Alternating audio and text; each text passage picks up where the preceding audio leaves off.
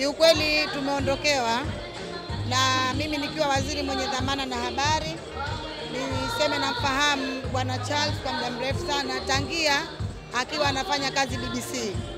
Tulikuwa tuna mawasiliano ya karibu kwa sababu wakati tunateuliwa pia alikuwa ni miongoni mwa washauri wangu wakubwa kwenye kuendesha hii tasnia ya habari.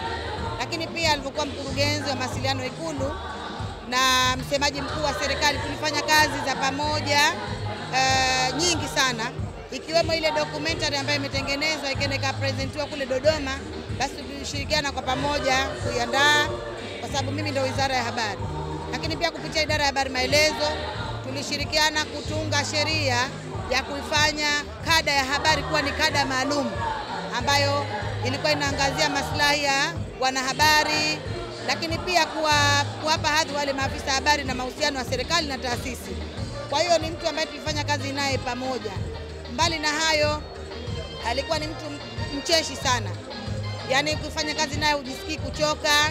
Alikuwa ni mtu ambaye anatoa miongozo, alikuwa ni mtu ambaye amejishusha. Pamoja na umri wake na uzoefu wake, hakuwa akijifanya anajua sana.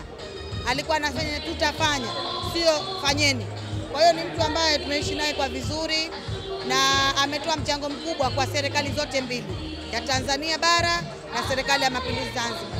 Tunamwombea kwa Mungu ampe maisha mema huko anakokwenda, na tunaamini tutamkumbuka daima kwa mchango wake mkubwa katika serikali yetu, na tunaahidi pia yale yote mazuri ambayo ametuachia tutayaishi na tutayafanyia kazi.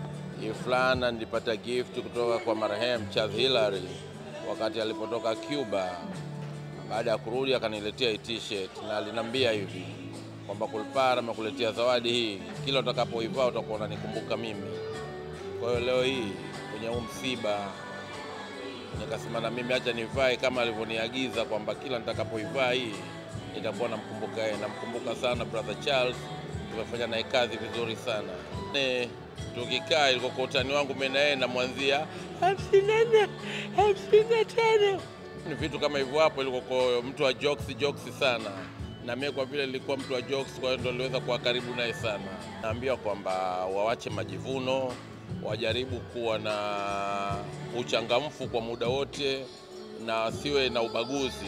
Yaani watu wote kwa wao wawe sawa kama alivyokuwa marehemu. Marehemu kwake watu wote walikuwa fresh tu.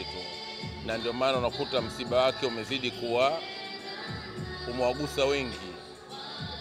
Mohamed Haji Swaleh, mimi kama mpigaji makachu pale Forodhani nimekuja kuwakilisha vijana wenzangu ambao wanapiga makachu ambao walokuwa hawajafika, lakini mimi nimekuja ili kuwakilisha.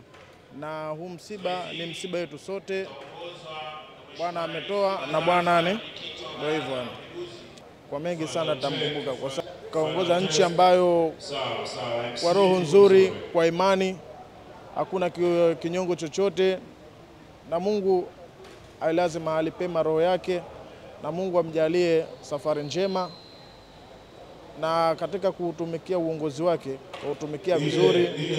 Na sisi watu wa makachu kwa upande fulani tunashukuru, na tutazidi kumkumbuka na tutazidi kukaa kufanya jambo ambalo lilokuwa zuri kwa ajili yake.